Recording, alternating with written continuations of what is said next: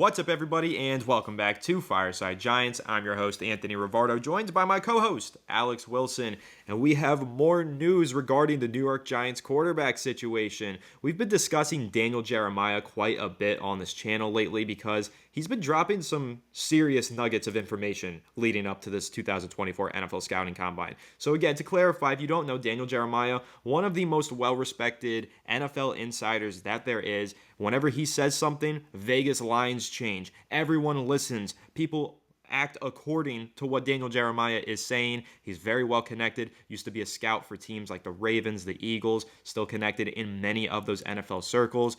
He's the guy to listen to when it comes to NFL draft news, and he had some very interesting insight on the upcoming draft for our New York Giants. He did his conference call with all the reporters around the NFL yesterday afternoon, and again, answered certain questions about the Giants that were pretty eye-opening, his responses. Talked about they do want a quarterback. That's pretty much what he said. He said they are looking for a quarterback. They don't feel super confident in Daniel Jones because of the injury, so they are definitely mulling the decision to draft a quarterback. And then he took it a step further by saying it's that number 3 overall pick that the New England Patriots own. There's a lot of speculation that the Patriots might take a quarterback early in the draft, also might not. Maybe they go quarterback in free agency, and then that number 3 overall pick.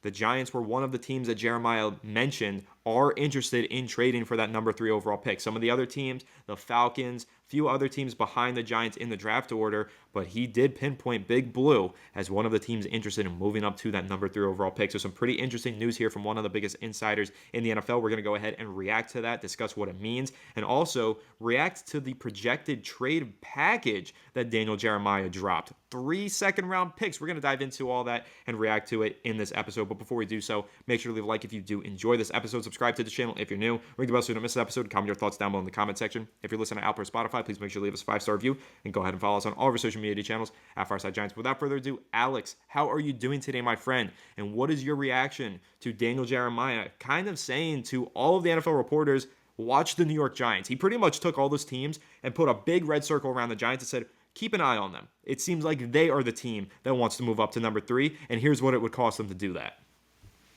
Well, I'm doing good, man. And listen, if you didn't watch the episode before this, talk about Mike Onwenu, or after, we discuss what just happened in the NFL in terms of the salary cap. Now, because it's the beginning of the episode, I'll give you a quick breakdown of how important this is. So the projected salary cap for the Giants this upcoming season, the whole of the NFL, is about $242 to $245 million. Instead, they just boosted it $30 million.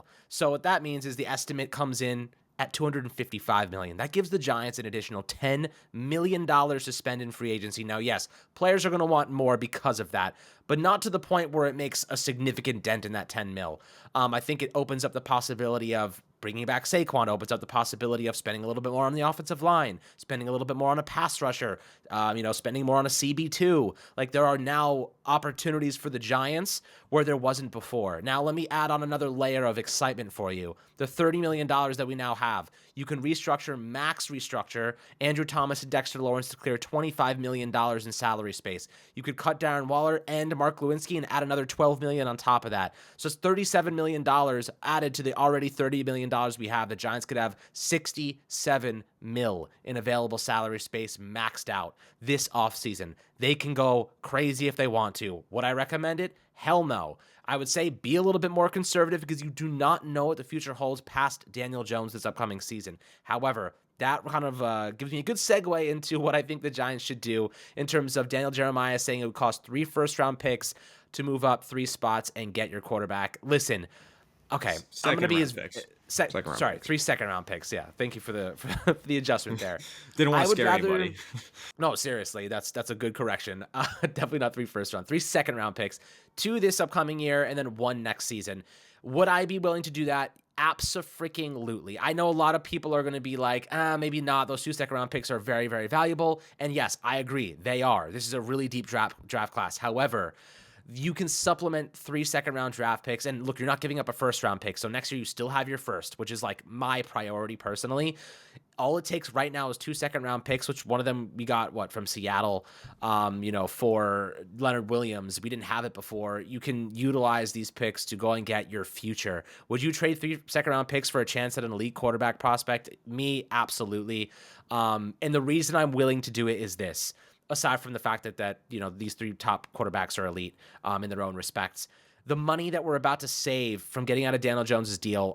So we have $67 million maxed out this offseason, right? That's how much we have to allocate right now. We're not going to use all of it, right? Because most of these contracts are going to have low cap hits the first season, higher cap hits the second season. Traditionally, that's what Joe Schoen has done over the last 2 years. So with that in mind, you kind of look at what the cap space next year looks like. Let's say the Giants spend 75% of their salary space in that regard. Maybe you spend 50 of the $67 million, you carry $17 million into the season, and you don't spend all of it. You save a little bit of it. Next year, when you take the out Daniel Jones's contract, you open up a maximum $30 million in available salary space. Added on to the extra 17 mil and the cap increasing again, you're looking at, potentially 50, 60 mil on top of the 67 mil you have this year, with a rookie quarterback under helm, right? That amount of money in 2 seasons, you can plug multiple liabilities long-term with proven players. Yes, you don't want to build a roster through free agency, but we're also banking on several young players to develop. Your rookie quarterback that you would conceivably draft in this upcoming year. Would you obviously go and get a offensive lineman? Would you bring back Xavier McKinney? Go and get a CB2. Go get a star pass rusher like a Bryce Huff or a Daniel Hunter. Like, you can do a lot with that money. However, I'll ask you this, Anthony. Would you rather give up a second-round pick, 1 second-round pick this year and a first next year, or 3 second-round picks, 2 this year and 1 next year? I know it's probably going to lean the second rounders, but maybe you have a different opinion. That way you keep those second round picks, one of them this year at least, and you're able to make that selection in a really deep class. So you could find a WR1 in the second round potentially. Yeah, it's super difficult. And I know you kind of started out and you said, would I trade 3 second round picks? And you said absolutely. And I'm kind of like, maybe. It depends who for. See, you and I feel differently about some of these quarterbacks. Yes, I love Jaden Daniels. I think his upside is tremendous. But would I trade 3 second round picks to move up and get Jaden Daniels? You would bang the table. You would sprint to the podium. You would make it happen. Me, I'd do it for Drake May, no doubt. But for Jaden Daniels, I love him, but I don't know if I love him that much, because think about what you're sacrificing here, Alex. You're sacrificing a top 10 pick that you could spend anywhere, and then also sacrificing 2 top 50 selections in this year's draft, plus a top 50 selection in next year's draft. That's 3 top 50 overall prospects in 2 drafts. That is a lot. I mean, top 50 selections, those guys turn into impact starters very quickly and long-term excellent players. I mean, think about the Giants' recent second-round picks. Wan'Dale Robinson, a cornerstone piece. Xavier McKinney, a cornerstone piece. The second round has been where the Giants have made their money in recent years. And this year, 2 second-round picks. You mentioned that they could probably get a WR1 in this draft class. It is so deep at the wide receiver position. They could probably find somebody that they feel will develop into a primary receiving threat for their offense in the second round. On top of that, they could probably find a primary pass rusher in the second round. And if they want to, maybe even a CB2 alongside Deonte Banks. That's how stacked this draft class is across the board in the second round. If there was ever a draft that you wanted 2 second-round picks, damn it, this is it. This is the year to have 2 second-round picks. So for the Giants to have to trade away those 2 second-round picks, it hurts. It stings. It is not something that I am necessarily comfortable doing. And I think that might be surprising to you, Alex. I think you probably thought I would be like, absolutely, sign me up. And at first glance, I was like, yeah, let's do it. Let's go get the quarterback of the future. But the more I think about it, the more I'm like, well, who are we doing it for? Who are we trading for in that scenario? And Jaden Daniels being the likely option, because you're expecting Caleb Williams to go 1, you're expecting Drake May to go 2. So Jaden Daniels on the board at 3. Maybe the Patriots aren't sold and the Giants are, but let's not act like Jaden Daniels is this can't-miss prospect. There's question marks about him, and that's something that the Giants need to consider. Now, we do have the scouting combine coming up. We know that the Giants are going to be taking a close look at these quarterbacks. We know that they're going to be interviewing with these quarterbacks. So if they feel like Jaden Daniels has all the makings on and off the field to be a franchise quarterback for the next 20 years,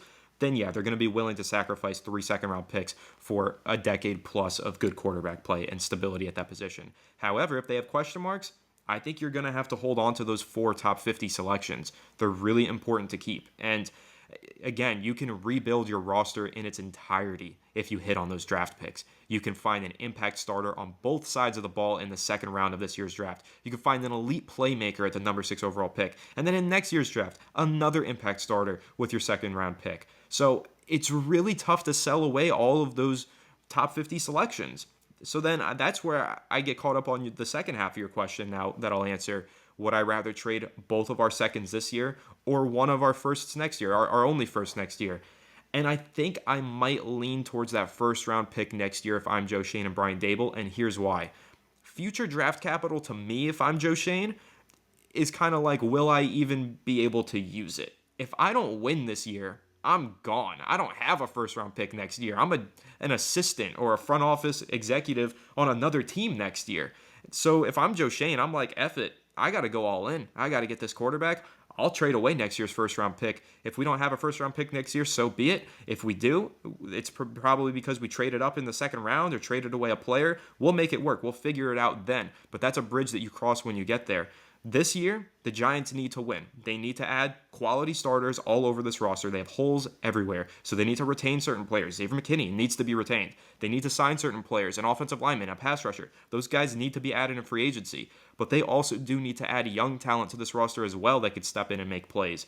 So if I'm Joe Shane, I'm looking at it from the perspective of I don't care about next year's first round pick nearly as much as I care about this year's top 50 selections, because this year's top 50 selections, they could save me my job. Next year's first round pick, I might not have a job in order to utilize that pick. So I would probably prefer, if I were Joe Shane, to trade away next year's first round pick and hold at least one of our second round picks in this year's draft class. That's where I stand. And then you also keep next year's second round pick in that trade package if you don't end up getting fired. But getting fired is a strong possibility for both Joe Shane and Brian Dable if this season doesn't go according to plan. One of the ways that we feel like this season can go according to plan, they can win games, drafting a young rookie quarterback. So in order to get that quarterback, you're going to have to sacrifice some assets. Me personally, I know it's really tough. A lot of Giants fans say you can't give away your first round picks. Your team is built on those. NFL teams are built on day 3 picks. The picks that you have from 4 to 7, if you hit on those, that's how you become a contender. Look at all the best teams in the NFL. They draft well in the middle to late rounds. The New York Giants haven't been doing that. They need more draft capital in those rounds, more darts to throw at the board in the 4th through the 7th rounds. The first round picks, yes, you get the 5th-year option on those contracts. Yes, you get the best prospects in the draft. But if you're not developing them properly, it doesn't matter. And really, it doesn't matter if you have the best offensive tackle in football from your first round draft pick. If you want to go that route, if you don't have a quarterback who's putting up numbers and you're not winning games, you can draft first round players that are excellent and you can keep losing. But if you draft a quarterback and you hit on that, you're going to start winning, you're going to save your job, and you're going to create a whole bunch of other opportunities to bolster this roster. So I know I gave a pretty long-winded answer to your question, Alex, but I thought there was a lot to unpack there with how much am I willing to give up for that number 3 overall pick. And really, my answer, again, the long-winded version I just gave, but the short answer is it depends who we're trading up for, and I'm really conflicted either way. I'm just not sure about giving up all those assets for the 3rd best quarterback in the draft class. Now, let's say that the Giants on their personal boards internally feel like Jaden Daniels is the number 1 quarterback in the draft, and that's who they're trading up for. I guarantee you they're going to sprint to the podium. They're going to make that move. But most teams don't view Jaden Daniels as the number 1 quarterback. A lot of them view him as number 3. Some of them probably view him as number 4 because there are some real J.J. McCarthy enjoyers out there in the NFL, which I know stink face from Alex, but it's true. Some teams really like him, and some teams don't feel that way about Jaden Daniels. So it's going to be interesting to see how this unfolds. I think the combine is going to be a really important step towards getting to the draft in terms of how those draft boards are going to shape out.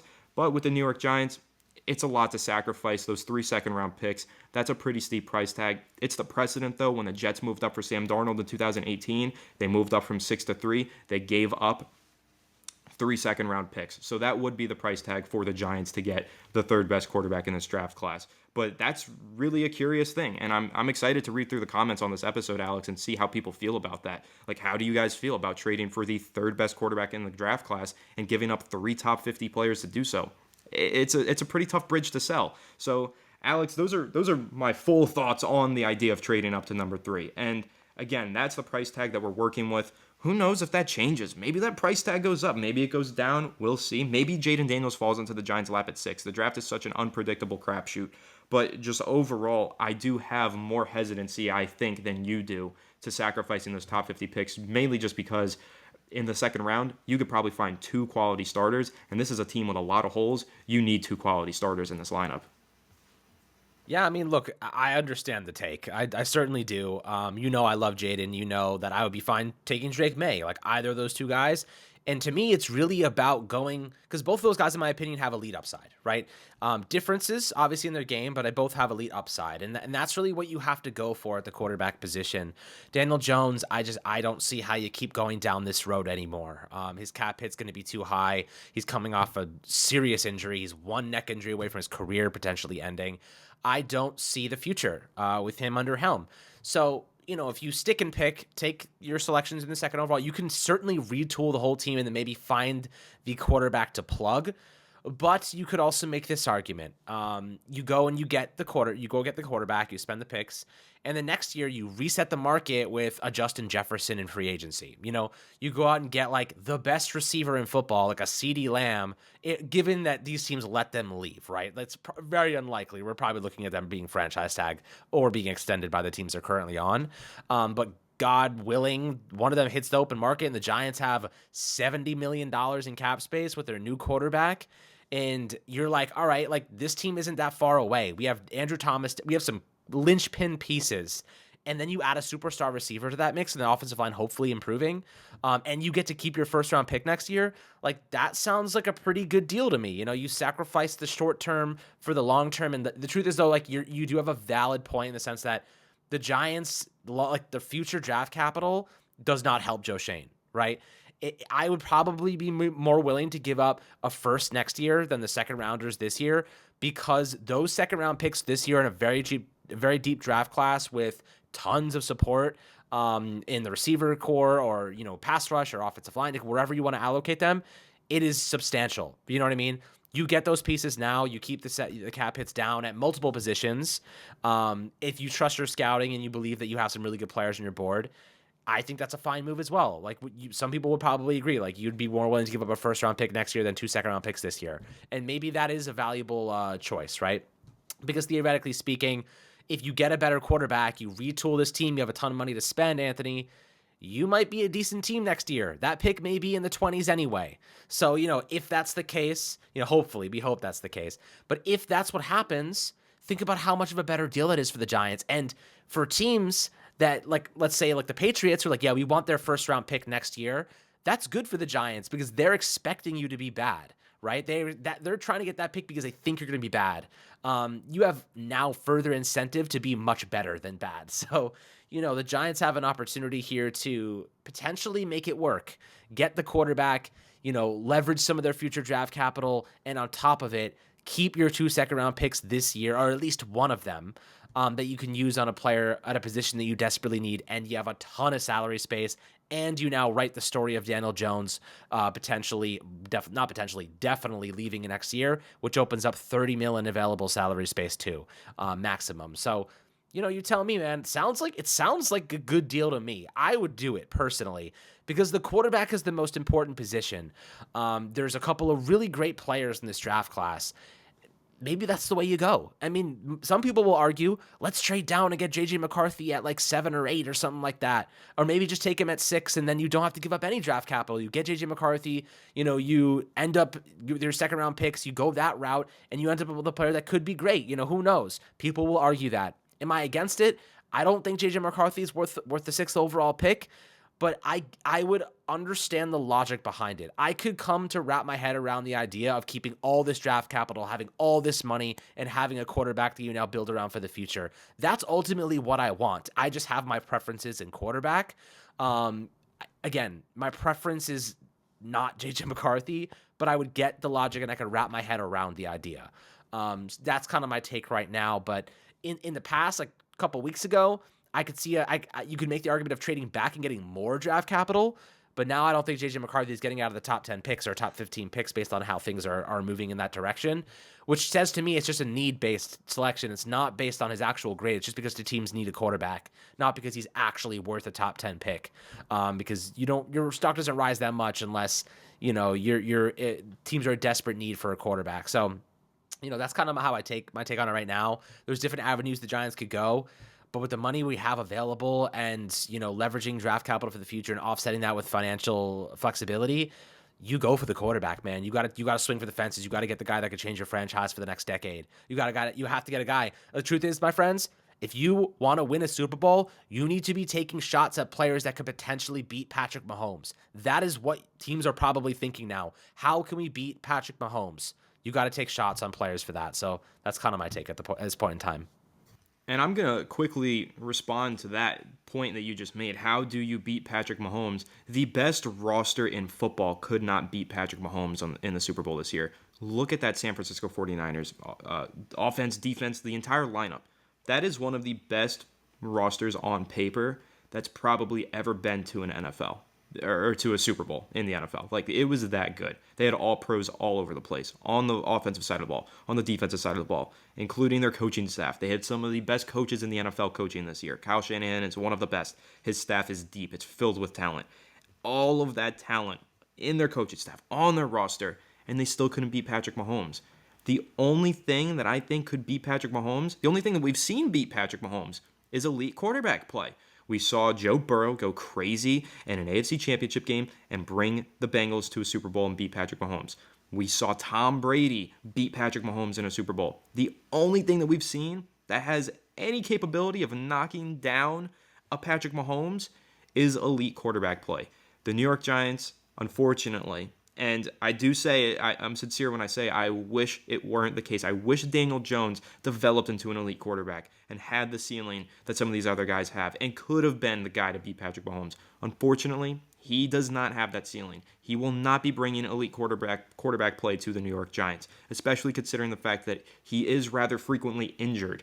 So the New York Giants need to find a quarterback with the upside to have elite quarterback play. That is how you will beat Patrick Mahomes. That is how you will win Super Bowls in this modern NFL. If the San Francisco 49ers can't do it with that roster and that coaching staff, it tells you that you need an elite quarterback to knock off Patrick Mahomes. And the Giants, they're going to be stuck in no man's land if they continue to chug along with Daniel Jones, this guy who you think could be a top 15 quarterback. Top 15 does not cut it anymore in the NFL. You need a top 5 guy. It's the only way you win Super Bowls. And at the end of the day, yes, I'd love to see the Giants win more regular season games, win more playoff games. We know what the main prize is. Every team is looking for Lombardi trophies. And the only teams that get Lombardi trophies nowadays are the teams with the best quarterbacks in the NFL. So for the New York Giants, if that's your mission, if you're trying to make it to the top of the mountain, you gotta swing for the fences. You have to do better at the quarterback position. And again, no disrespect to Daniel Jones. I like Daniel Jones. I rooted for him really hard over the past several years. I was disappointed when we drafted him. I was excited when he took us to a playoff game. I'm a Giants fan, so if he's wearing the Giants helmet, I'm rooting for him, and I am a fan of his. But Daniel Jones, if I'm taking my bias aside and I'm looking at this realistically, he is not viewed by any of the other teams in the NFL as a viable starting option. The Giants can't view him that way. They can't view him that way just because they know him on a personal level. He's not a top 10 quarterback, and he's not going to be. So the Giants, they're in a rare opportunity here to find the quarterback with upside to become a top 10 quarterback. So now's the time to capitalize. Now, how much do you sacrifice to do that? Again, that's the main topic of debate now for the Giants. Are they willing to give up a first-round pick in next year's draft? Are they willing to give up both of their second-round picks in this year's draft? Those are the questions that they're going to need to answer, and they're going to begin to answer those questions during the scouting combine next week. Starts on the 29th. We're going to see, does Jaden Daniels blow everybody away with his accuracy? Does Drake May fall down the board and maybe land to the 6th overall pick because maybe there were some questions about his cognitive testing? These are possibilities that are going to unfold in this upcoming NFL scouting combine. And this is a really crucial time, which is why I keep mentioning it on this channel and every episode we do. But there's a lot of questions that the Giants need to answer this offseason. How do they fix the offensive line? Where do they gain more pass rushing depth? What do they do on the back end of their defense in the secondary? Do they retain Xavier McKinney? But the number one question that trumps them all is how do they find a quarterback with the upside to take you to a Super Bowl and take you to win a Lombardi trophy? The answer to that, how do you find that player? You swing for the fences in the 2024 NFL draft because you might not have that opportunity in 2025. You never know when you're going to have this opportunity again. So for the Giants, it might come back to bite them. They might give up a lot of assets, and this team might stink next year, and they might not get the quarterback that, it is a top 5 guy. But at least you could say you tried if you're Joe Schoen. You could say, okay, I went all in. I put my chips in the middle of the table. I bet it all, and I just made the wrong decision. It happens. But the only way that you know is by making the decision and taking the risk. And I think that it is time for the New York Giants to go ahead and take that risk.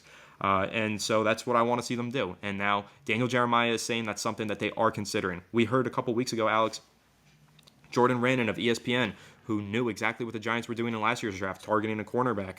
He said that they're looking at quarterbacks, and it's the preference, most likely, that they want to take a quarterback in the first round.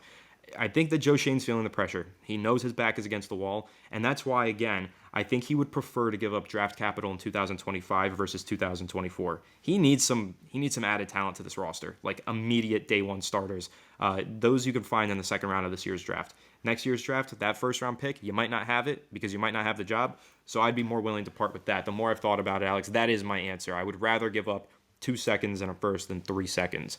That's kind of where I ultimately land here if I'm the New York Giants. But again, it's going to be really interesting. It does come down to which quarterback is available for me, and it's going to come down to that for Joe Shane. If somehow Drake May is there at 3, Alex, I will be crying tears of joy if I hear the New York Giants have just traded the 6th overall pick to move up to number 3. I will cry tears of joy. I'm a Drake May fanatic. I think he's excellent. If it's Jaden Daniels, I'm going to say, okay, I'm really excited, but I'm nervous. I am scared shitless over that idea. That is a decision that does scare me. And one last tidbit of information, Alex, that I'm going to throw out at you, just because I want to see your reaction, and it's fun. I am starting to warm up to J.J. McCarthy a little bit. The more I've studied him, the more I've read about him, the more I look into him, I am starting to warm up to it. I still don't think that the Giants are the right solution for him. And so I think that's kind of the last topic of discussion that we'll have before we wrap this up, Alex, is one response that a lot of fans might have to this, us advocating for trading up to the number 3 pick. A lot of fans might say, why don't you just stick and pick and take the best quarterback available at number 6? You know that 4 quarterbacks are going inside the top 10 this year. Someone's taking J.J. McCarthy in the top 10 selections. Why can't that be the New York Giants? And I'm going to give my answer for that, and then I'll let you touch on it before we wrap. My answer to that is J.J. McCarthy has all the tools, the traits, the upside to be a franchise quarterback. He does have those things. I'm never going to deny that he has the potential. Unfortunately, though, he's very young and he's very underdeveloped. He's one of those prospects that ideally sits behind a quarterback for at least a year, hopefully 2 years, is like a Jordan Love player. When Jordan Love was drafted at the end of the first round for the Green Bay Packers, they knew they had a long-term plan to develop him so that when he took over as a starter, he could take them immediately to the playoffs, like he did this past year. My biggest fear for J.J. McCarthy is that a team is going to draft him inside the top 10 and be convinced that he's their savior and he's going to start day one and he's going to have to carry that offense. I don't think J.J. McCarthy is capable of doing those things. He didn't do it in college. He didn't carry an offense. He wasn't the focal point of an offense. So how can you ask him to be the savior from day one? In my opinion, you can't. And you're going to set up unrealistic expectations for him if you do that and maybe kill his confidence and kill his career. So the Giants, for me, are not one of the teams that can comfortably draft J.J. McCarthy because you need to win this season. You need whatever quarterback you're drafting to be your savior in 2024. I don't think J.J. McCarthy can be that. If the Giants had more of a long-term plan, if Joe Shane and Brian Daboll were not on the hot seat, okay, sure, take J.J. McCarthy, sit him behind Jones, let him develop. But unfortunately, the Giants aren't in that situation, which is why if they do want a quarterback in this draft, sticking and picking at 6 and taking J.J. McCarthy, I think that's going to burn them really badly. I think that they need to trade up and draft a quarterback if they're going to take a quarterback. If not, stick and pick at 6 and take a playmaker and hope that Daniel Jones takes a step forward coming off of this injury. That's how I feel about it. And sorry, before I say, that's me saying that I am warming up on J.J. McCarthy, and I'm starting to view him as a top 10 pick, just not for the New York Giants situation. So I'll give my devil's advocate on the side of drafting J.J. McCarthy because you guys know my take is usually pretty pessimistic on that front.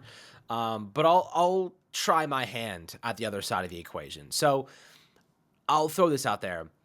It really doesn't matter what I think or we think. It really matters how thin the margin is between whatever quarterback is there at 3 and J.J. McCarthy. How big is the difference in terms of grades between Jaden Daniels and J.J. McCarthy on the Giants board? If it's worth 2 second-round picks, 3 second-round picks, if it's worth a first-round selection, then, maybe you don't do it. Maybe you don't make that pick. Maybe you sit at 6 and take J.J. McCarthy and you ride into the sunset with a guy that's 21 or he'll be 21 this upcoming season. And, how about this? There's another avenue to consider here.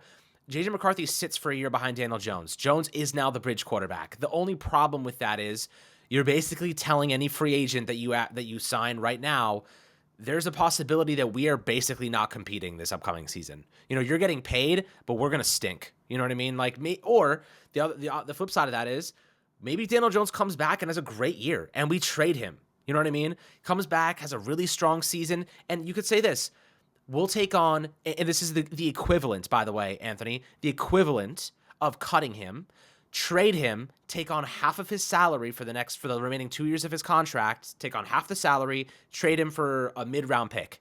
It's basically the same thing as getting rid of him, and you save the same amount of money, theoretically, if they can make it work like that, and you get draft capital out of it, and you have now J.J. McCarthy take over after a year of learning behind him in an NFL system. Like, that's another avenue the Giants could go. It's annoying because we have to wait for it, but it is a process that teams do go and execute very frequently if they have the luxury of having like a really good quarterback in front of. Unfortunately, we do not have that situation.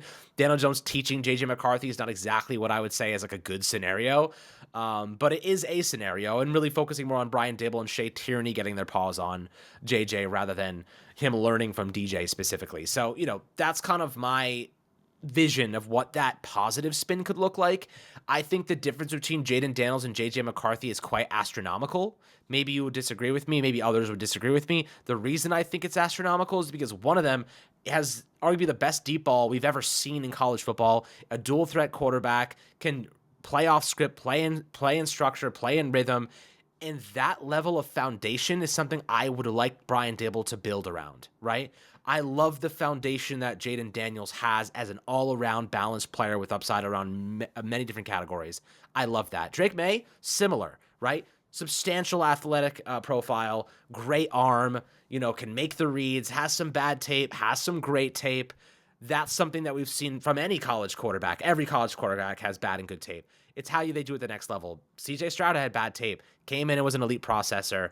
So, you see exactly what you're working with. It really comes down to the development of the player himself. So I think that Drake May, Jaden Daniels, I'm fine with either of those two guys, as you know, if it means moving on from Daniel Jones and resetting that quarterback window. So like right now, if it comes down to like staying at 6 and taking JJ McCarthy, keeping all of our draft capital, opening up substantial money, using Daniel Jones as a bridge, I could wrap my head around it. It's not my preference. I don't think JJ McCarthy is even relatively close to as good as Jaden Daniels is.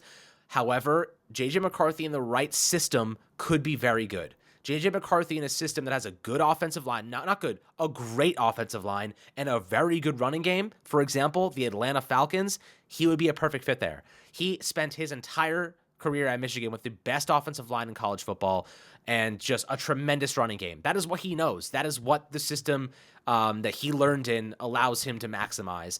If they blend that in with a good passing game where he is capable of making the throws within structure, I think JJ McCarthy has to be an in-structure quarterback. He cannot be a quarterback that is expected to be productive with a bad offensive line. The Giants right now have a bad offensive line. JJ McCarthy, you draft him with the intention we are investing heavily in figuring that line out. If the Giants do not give him that, he will probably fail wherever he goes. So I do think a team with a good OL, a good running game, is a great fit for JJ McCarthy. Unfortunately, we have neither of those things, especially if Saquon Barkley leaves, which is where the biggest red flags come up for me. I don't know if he can handle a high-volume passing attack. Maybe not now. He could in the future, but it's not the system he learned how to be productive in. So it is a whole mentality shift, a whole structural shift for him. Not to say he can't do it, but it's definitely not what he learned how to do at the collegiate level. So, my preferences. I could see the avenue of JJ McCarthy being very lucrative because you keep all your draft capital and money, but it is a gamble because he's not the best quarterback and he's not a top 3 quarterback in this draft class. And I think the margin between Jaden Daniels or Drake May and JJ McCarthy is quite significant in my personal opinion. It's pretty significant in terms of being a day one starter in my eyes, but long term, you can absolutely make an argument that with all of the tools, traits, and upside that JJ McCarthy has, you're excited to bank on those. You're excited to bank on those traits.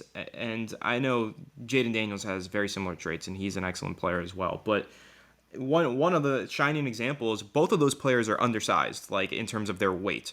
But Jaden Daniels is 3 years older than JJ McCarthy, so the weight that he's at now might just be the weight that he sticks at. JJ McCarthy's still growing. Like, he's not done growing. He's still going to add weight. He might even get taller. Like, who knows? He's only 21 or 20 years old, so he can continue to grow. So I think, we'll have more conversations and debate this further as we get closer to the draft and give our personal preferences and our rankings on each of these quarterbacks. We'll do all those things, but just kind of as a prelude to that, I'm just saying this upcoming combine is going to be really interesting. I'm curious to see who walks away as the biggest riser and the biggest faller of these quarterbacks. And that's why I mentioned earlier, we're talking right now about how the expectation is quarterbacks go 1, 2, 3, and Jaden Daniels is expected to be number 3. Who knows, man? Maybe after this combine, Jaden Daniels is expected to be the 4th or 5th quarterback off the board, or maybe that's the case for JJ McCarthy. Maybe McCarthy becomes the 1st overall pick. Who knows? That's what I love about the combine. That's what I love about the pre-draft process, and that's why I find it so fun talking about all these different rumors and speculative reports that we hear, Alex. It's so much fun, and there are just endless possibilities for this upcoming draft, and that's why I'm super excited just to continue to cover this leading up to the draft all off season long right here on Fireside Giants. We have a lot of great content planned. We're going to do a breakdown on Jaden Daniels. We'll do a breakdown on JJ McCarthy as well. We'll just keep diving into all of these prospects because we know you guys are interested in them. We know you're interested in hearing our different takes and debates on these different draft picks because, again, that number 3 overall pick, I would love to have it. I would love to be picking top 3 in this draft and have the opportunity to take a quarterback. But how much do I love it? How much am I willing to sacrifice to make that move? I'm not so sure. I mean, if you want to get up to the 1st overall pick, you're talking about, 3 first-round picks. So we're talking about 3 second-round picks for the 3rd overall pick. Again, it's going to be super interesting. I am just really excited to continue diving into all this, but also just really curious to hear everyone else's thoughts down below in the comment section because I think that this is one of those topics and one of those reports that's pretty controversial. You can have a wide range of takes on this. You could say, absolutely not. I don't want any of the quarterbacks in this draft. You could say, move up to number 1. You could say, not second round picks, but maybe next year's first. So many different avenues that the Giants could take here. So definitely curious to hear your thoughts. Make sure to leave a like if you did enjoy this episode. Subscribe to the channel if you're new. Ring the bell so you don't miss an episode again. Comment your thoughts on the topics down below in the comment section. If you're listening on Apple or Spotify, please make sure to leave us a 5-star review and go ahead and follow us on all of our social media channels at Fireside Giants. Without further ado, we'll catch you all on the next one. Have a good one, and let's go Giants.